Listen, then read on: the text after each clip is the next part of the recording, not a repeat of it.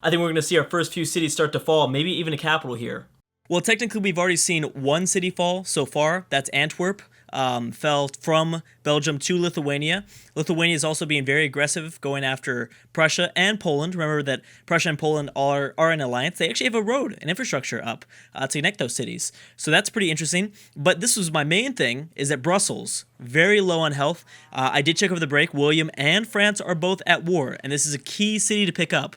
Very, very important for both civs to have. So we'll see how this plays out. But it is turn 100, and I did discuss that we will be going over the info addicts. So let's check over population real quick. Again, please take all this information with a grain of salt. We have no idea what it's going to be like in another 50 to 100 turns because traditionally this stuff drastically changes. So right now we've got France number 1 with population, Babylon right behind them, and the Netherlands are right behind them. So this is really going to be a race to see who becomes the leader in population. The Netherlands could easily pass up France if they capture this city. Let's check on crops. We've got, of course, crop yield goes to Egypt.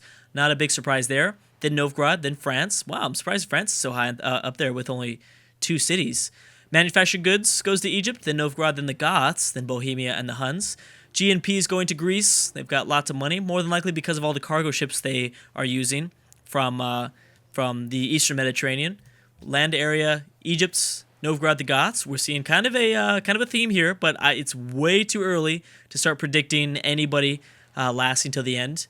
We've got the Huns, number 1 military manpower. Then it's the Greeks, the Egyptians, the Assyrians, the Bohemians. Very, very close. No one has a significant lead. Maybe the Huns do, but the Huns are kind of scattered with their military. Let's see, where's Russia? Russia's so low, being right next to the biggest military power, and the Huns. The Huns, and they have 30,000 men. The Huns have double the military strength than Catherine. That is that's gonna be a little bit scary. That will be interesting to see. The Novgorod has 7 social policies. The Moors and the Goths all tied with 7 for first place. Technologies, wow, Moors and Egypt, and so they do work together. The teams do work together for technologies. They are, I believe, always at the same level.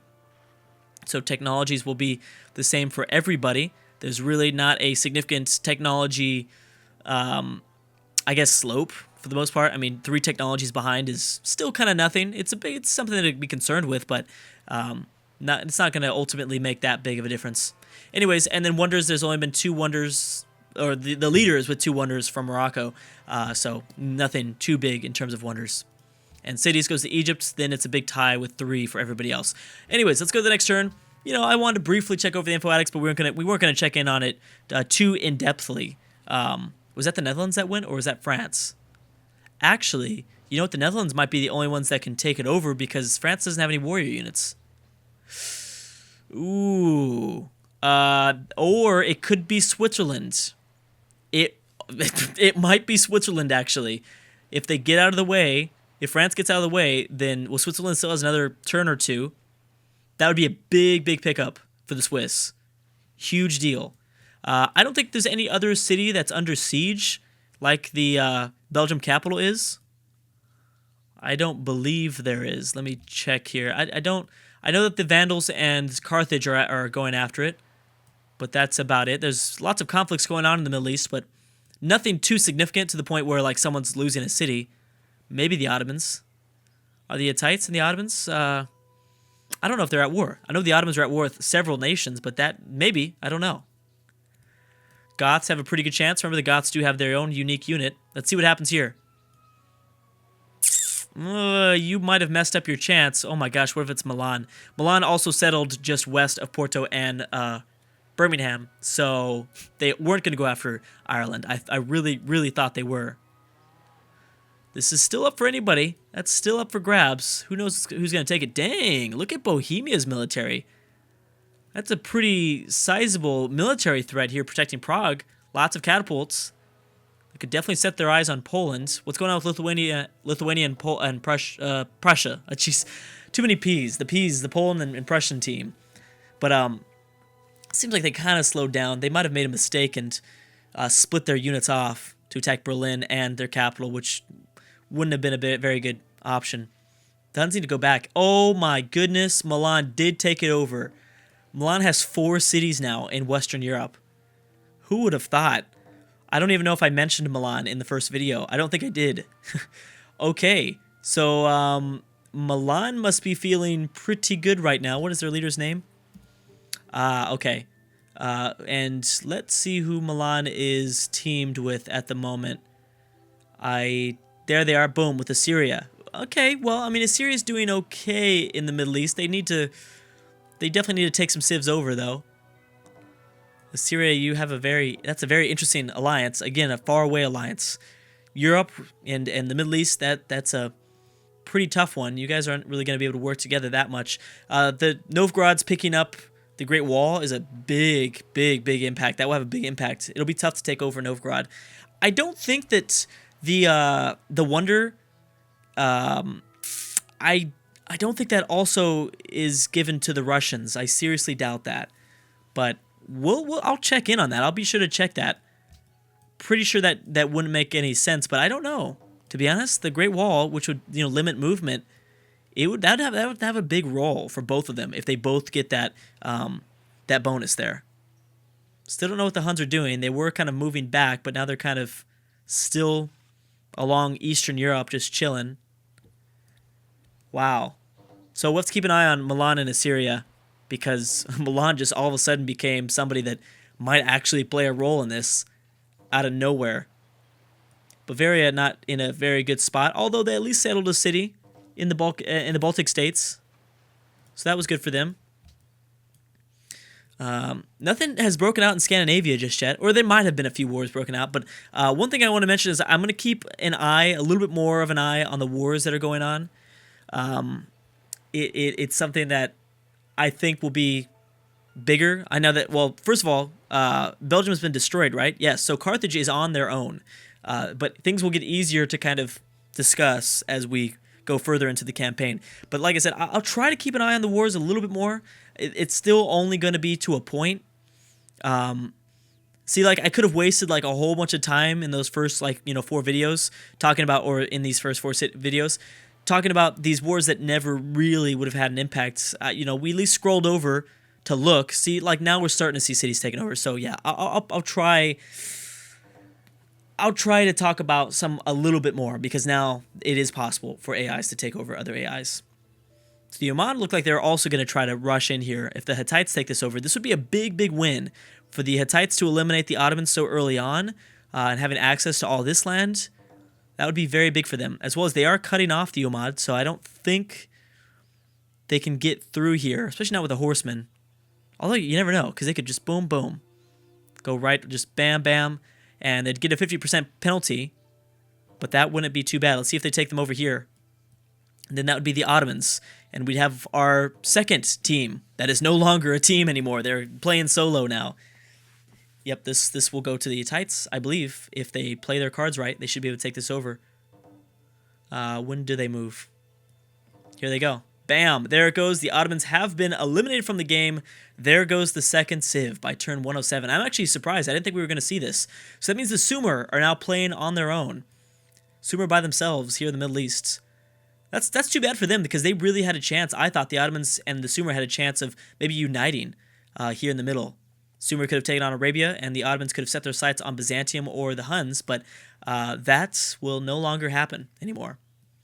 Is there anything else that's going on? Huns still at 3 cities. We have France building the pyramids. A few conflicts going on here. Lithuania with a pretty big army still. But again, no cities low on health. Cities seem to be... Oh man, the Italian Peninsula though. I mean, there's a lot of units here, but they're not really utilizing them. The Moors also with quite a bit of units. So we're going to need to keep an eye on both the... oh my gosh, look at this massive road that's being built to the Vandals. That is going to be very, very fun to watch. Through the Sahara Desert, just bam, straight to the Vandals. No, this will be... it'll be interesting. I want to pay attention to technology. That will be fascinating to watch, to see if someone like the Sumer or Carthage kind of fall behind technology because of their loss here. Because we still don't know that. That was still a theory that people went back and forth on in the comment section. If you do lose your teammate, do you start to lose out on technology? I don't know. I hope not. To be honest, I don't really like that at all. But I don't know. We'll see. If I'm sure there's got to be a mod though that changes that. If that is a thing, then there's got to be a mod somewhere that says, you know, like teams don't, you know, base their tech. I feel like the teams it shouldn't matter. I think it shouldn't matter at all. You should either, you know, it should be all solo based, not necessarily everyone, you know, off the same tech tree. But maybe not. Maybe there isn't a mod. I don't know. I haven't seen anything like that. But you know, Civ 5 doesn't really deal with teams like they do. Like this is like kind of one of the first times I've seen, besides in a multiplayer game, where I see a big kind of team mechanic, I guess, in a Civ game. So France has pieced out the Sumer. They're good now. Reformation has been added to Confucianism, the Sumer belief. So that's good for the Sumer. I mean, they can maybe hold themselves up with their religion. And again, whenever we play a big AI only like this, where there's over 40 civs, obviously religion is going to have a big impact on the game. So I do like to kind of usually I'll probably take the next video for sure to go over religion. Because if there's only 7 religions that can be founded, that means that only 7 out of the 40 civs are going to be able to get these big bonuses. And remember, there's so many cities on a map like this. I mean, if you get some of the right, you know, the right beliefs, like, you know, I don't know, 1+ gold for every 4 population following the city, following, you know, your religion. Yeah, that's huge. Or just the conversion, you know, 100 gold for every conversion, stuff like that. It's just a very big deal. Bam, Ramses, as always, builds the Petra. Usually, as always. Sometimes he gets beat out by Arabia or something, but Ramses is looking good. Ramses is looking good, and maybe he'll be able to carry the Moors on his back. It seems like somewhat that's happening. I still don't know what's going on in Iberia. I don't know if we have any guesses. Who's number 1 in scored now? Ramses is. Ramses and the Moors are number 1. Then we have the Goths and the Greeks and Russia and Novgorod. Switzerland and Morocco next. Still nothing going on in the British Isles. Still no wars. Queen Victoria being pretty nice so far. Pretty peaceful. Lithuania hasn't decided to do anything, and a few peace deals have occurred. So I do think that we'll be able to kind of keep up with the wars a little bit easier now. A little bit easier. I don't know though.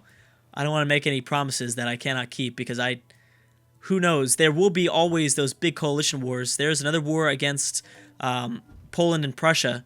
So that's Austria and Hungary, as well as the Huns. And geez, I do need to figure out who the Huns are allied to.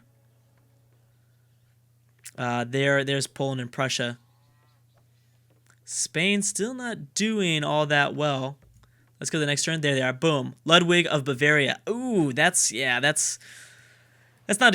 too good. That's not too good because he's separated. You know, he's not really going to be able to keep Munich, I think, protected, especially not from Bohemia or even the Papal States or Rome. The Huns might be kind of on their own here. It depends. So I wouldn't be surprised if I don't know if Lithuania's pieced out with them. Lithuania might have already pieced out with Poland and Prussia. That'd be the only reason why I think they set their sights someplace else. But definitely, if Greece and the Goths want to be this big power team, they've got to take over Bulgaria. Bulgaria's got to go. I mean, it's as simple as that. And I don't know if they've even tried so far. It definitely depends on a few things. I don't know.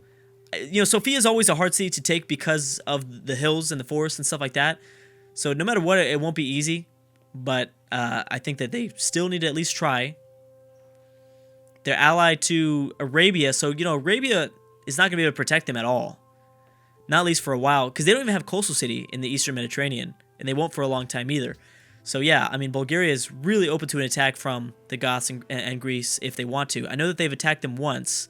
I believe they've attacked them once. Or maybe they defended. I don't know. But there has been something. Ooh.